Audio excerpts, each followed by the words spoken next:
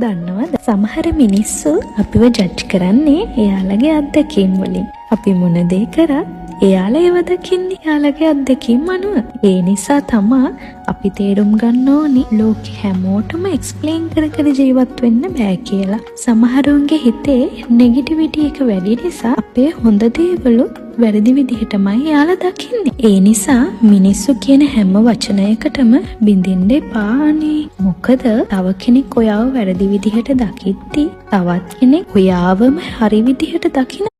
දන්නවද සමහර මිනිස්සු අපිව ජජ් කරන්නේ එයාලගේ අත්දැකීම් වලින්. අපි මොන දේ කරත් එයාලා ඒව දකින්නේ එයාලගේ අත්දැකීම් අනුව. ඒ නිසා තමා අපි තේරුම් ගන්න ඕනි ලෝකෙ හැමෝටම එක්ස්ප්ලেইন කර කර ජීවත් වෙන්න බෑ කියලා. සමහරුන්ගේ හිතේ නෙගටිවිටි එක වැඩි නිසා අපේ හොඳ දේවලුත් වැරදි විදිහටමයි එයාලා දකින්නේ. ඒ නිසා මිනිස්සු කියන හැම වචනයකටම බින්දින්න එපානේ. මොකද තව කෙනෙක් ඔයාව වැරදි විදිහට දකිද්දි තවත් කෙනෙක් ඔයාවම හරි විදිහට දකින.